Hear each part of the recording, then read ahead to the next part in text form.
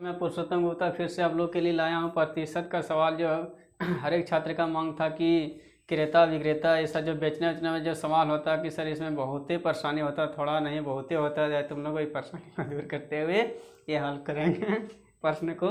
चलो तुम लोग को देखना है कि ये लाया दिन से दिक्कत होगा नहीं, क्योंकि ये सवाल बेजोड़ पूछता है एग्जाम में। तो चलो देखना है इसमें क्या लिखा हुआ कि एक सब्जी विक्रेता 1 रुपया में 2 की दर से नींबू खरीदता है। क्या बता रहा है जी कि एक सब्जी विक्रेता जो है 2 की दर से नींबू खरीदता है, 1 रुपया में 2 की दर से नींबू खरीदता है तथा 3 रुपया में 5 की दर से नींबू बेचता है। 1 रुपया में 2 की दर से खरीदा और 3 रुपया में 5 की दर से बेचता है, तो उसका लाभ प्रतिशत कितना है। क्या बता रहा है कि उसका लाभ प्रतिशत कितना है, यही निकालना है। कि चलो तुम लोग को एकदम शॉर्ट ट्रिक देंगे जो ऐसे वाला भूलेगा नहीं, इस तरह करके कितना भी सवाल देगा तुम लोग तुरंत इसको हल कर बैठेगा।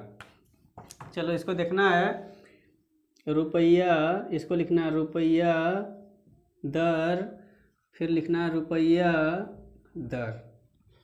जैसे रुपया में रुपया जगह पर बिठाना है, दर में दर को बिठाना है, फिर से रुपया में रुपया को बिठाना है, दर जगह पर दर बिठाना है, इसको याद रखना है। तब तुम लोग को इस तरह करके जितना भी सवाल देगा बन जाएगा। इस तरह करके सवाल बहुत एग्जाम में पूछता है, जो बच्चा सोच के भी नहीं बना पाता कि कितना भाड़ा है, क्या करेंगे नहीं करेंगे, तो टाइम नहीं भी बचता है, नहीं बना पाता है। चलो तुम लोग को इतना शॉर्ट करेंगे कि सवाल देखते ही तुम लोग से बन जाएगा। चलो रुपया दिया, 1 रुपया में 2 की दर से, क्या बोलना जी कि रुपया को रुपया जगह पर बिठाना है, यानी 1 रुपया 2 की दर से, कोई दिक्कत नहीं है। फिर से देखो यहाँ तक एक सवाल है, नींबू खरीदता है, एक सवाल हो गया। उसके बाद अगला इसमें शुरू बोलता है क्या, तथा 3 रुपया में 5 की दर से।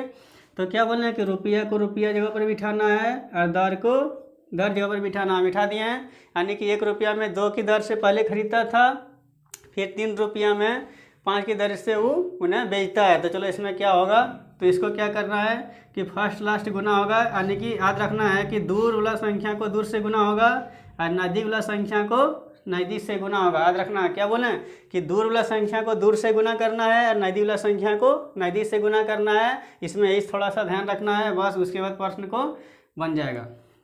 चलो इसको गुना करना है, यानी कि 3 दूनी 6 हो जाएगा और दूर वाला जब गुना करेंगे तो 5 हो जाएगा। ये दोनों का डिफरेंस कितना चल रहा है, तो 1 का चल रहा है। उसके बाद देखना है कि क्या इसमें बोल रहा है उसका लाभ प्रतिशत कितना है, तो लाभ प्रतिशत को हमको निकालना पड़ेगा। यानी कि 1 बटा लिखना 5 गुना में जानता है कि ना परसेंटेज हम निकालेंगे तो प्रतिशत के लिए क्या करते हैं 100 का मान लेते हैं। तो चलो इसको खाली कटा देना है संख्या को, यानी 20 पंचे 100, यानी कि आंसर मेरा क्या हो जाएगा 20%। ऑप्शन नंबर सी तुम्हारा सही हो जाएगा। समझ में आया जी। इसमें देखो कुछ नहीं बोला था, याद रखना कि रुपया को रुपया जगह पर बिठाना है, दर को दर जगह पर बिठाना है, उसके बाद बन जाएगा। इस तरह के जितना भी सवाल लेगा तुम लोग से तुरंत बन जाएगा, पेन उठाना भी जरूरत नहीं है, क्योंकि देखते देखते सवाल को हल कर देगा कि कितना रुपया है, कितना दर है, इसको क्या डिफरेंस है, कितना परसेंटेज को हमको बिठाना है, तो तुरंत बन जाएगा।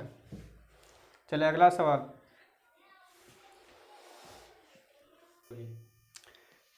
चलो तुम लोग के लिए क्या है, दूसरा सवाल देखो कि है क्या कि कुछ संतरे को 10 रुपया में 5 की दर से खरीदता है। क्या बता रहा है जी कि कुछ संतरे को 10 रुपया में 5 की दर से खरीदता है और 15 रुपया में 6 की दर से बेच देता है।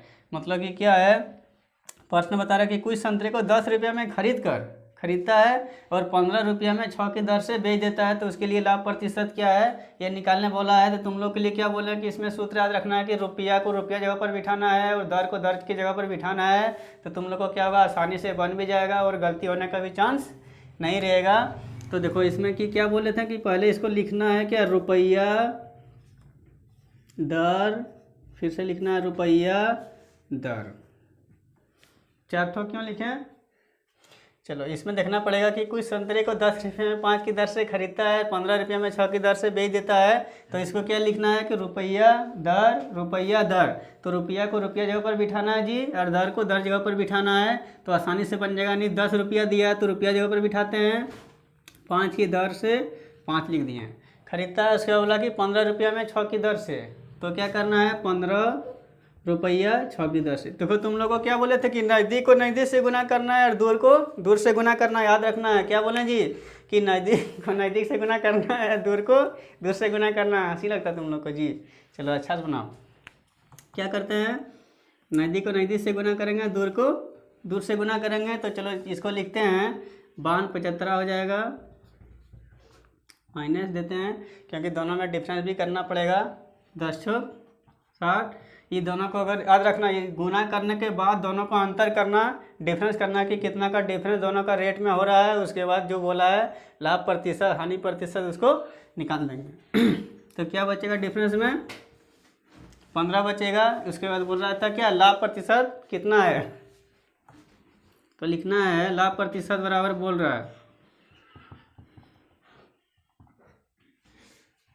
तो लाभ परसेंट बराबर क्या बोला है 15/60। ये भी याद रखना पड़ेगा कि कोई बच्चा पूछा कि सर इसमें 75 आप क्यों नहीं लिखे, तो इसमें देखो 75 क्यों नहीं, लाभ प्रतिशत अगर बोलेगा तो छोटा संख्या लेना, क्योंकि हमेशा कोई भी सामान में लाभ क्या होता है कि कम होता है और पूंजी क्या होता है ज़्यादा लगता है। इसीलिए हम लोग क्या किए, इसमें लाभ परसेंट बोलेगा तो कम को लिखना है, अगर हानि प्रतिशत बोलता है तो ज़्यादा को लिखना है। थोड़ा सा ये सब याद रखना है।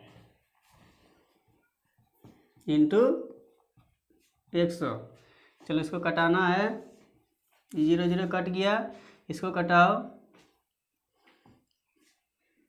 3 से कटाते हैं, 3 दूनी 6, 2 से कटाते हैं 3 बार में, इला कटाते हैं 5 बार में, इसको कटाते हैं 5 बार में।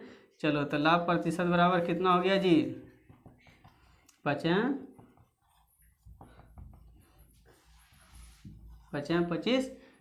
तो 25% देखो ऑप्शन नंबर डी में बता रहा है। तुम लोग के लिए आंसर क्या हो गया ऑप्शन नंबर डी 25%। तो तुम लोगों को क्या करना है, चैनल को भी सब्सक्राइब कर लेना है, बेल आइकन को भी दबाना है, और हम इससे क्या होगा तुम लोग को पता चलेगा कि हम क्या चीज़ का पढ़ाई करवा रहे हैं।